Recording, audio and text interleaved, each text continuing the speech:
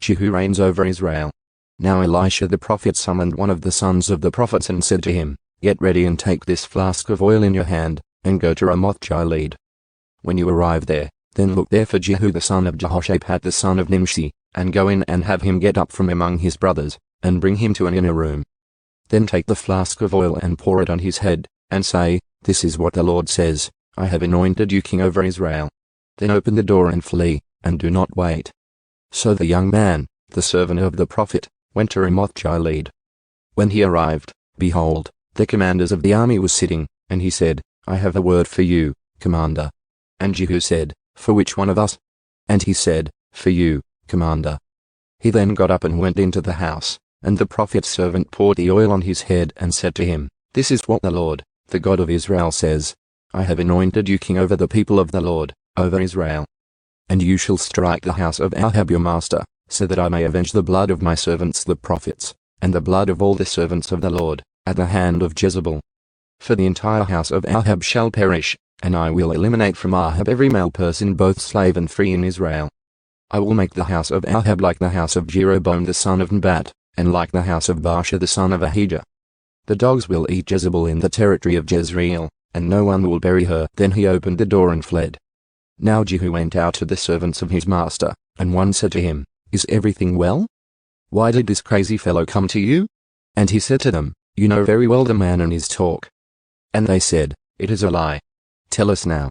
And he said, Such and such he said to me, saying, This is what the Lord says, I have anointed you king over Israel. Then they hurried, and each man took his garment and put it under him on the bare steps, and blew the trumpet, saying, Jehu is king. Jehu assassinates Jehoram. So Jehu the son of Jehoshaphat the son of Nimshi conspired against Joram. Now Joram with all Israel was defending Ramoth-gilead against Hazael king of Aram. But King Joram had returned to Jezreel to have himself healed of the wounds which the Arameans had inflicted on him when he fought Hazael king of Aram. So Jehu said to the other men, If this is your intent, then let no one escape from the city to go tell about it in Jezreel. Then Jehu rode in a chariot and went to Jezreel, since Joram was lying there recovering. And Ahijah the king of Judah had come down to see Joram. Now the watchman was standing on the tower in Jezreel, and he saw the company of Jehu as he came, and he said, I see a company. And Joram said, Take a horseman and send him to meet them and have him ask, Is your intention peace? So a horseman went to meet him and said, This is what the king says, Is your intention peace? But Jehu said, How is peace any business of yours? Turn and follow me. And the watchman reported, The messenger came to them, but he did not return. Then he sent a second horseman, and he came to them and said, This is what the king says, Is your intention peace? And Jehu answered, How is peace any business of yours? Turn and follow me. And the watchman reported, He came up to them, but he did not return. And the driving is like the driving of Jehu the son of Nimshi, for he drives furiously. Then Joram said, Get ready. And they made his chariot ready. Then Joram king of Israel and Ahijah king of Judah went out, each in his chariot, and they went out to meet Jehu and found him on the property of Naboth the Jezreelite. When Joram saw Jehu, he said, Is your intention peace, Jehu? And he answered, What peace, so long as your mother Jezebel's acts of prostitution and witchcraft are so many? So Joram turned back and fled, and he said to Ahijah, There is treachery, Ahijah. Then Jehu drew his bow with his full strength and shot Joram between his arms. And the arrow went through his heart, and he sank in his chariot. And Jehu said to Birkah his officer, Pick him up and throw him on the property of the field of Naboth the Jezreelite. For remember, when you and I were riding together after his father Ahab, that the Lord brought this pronouncement against him.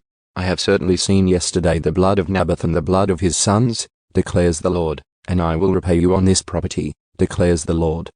Now then, pick him up and throw him on the property, in accordance with the word of the Lord. Jehu assassinates Ahijah. When Ahijah the king of Judah saw this, he fled by way of the garden house.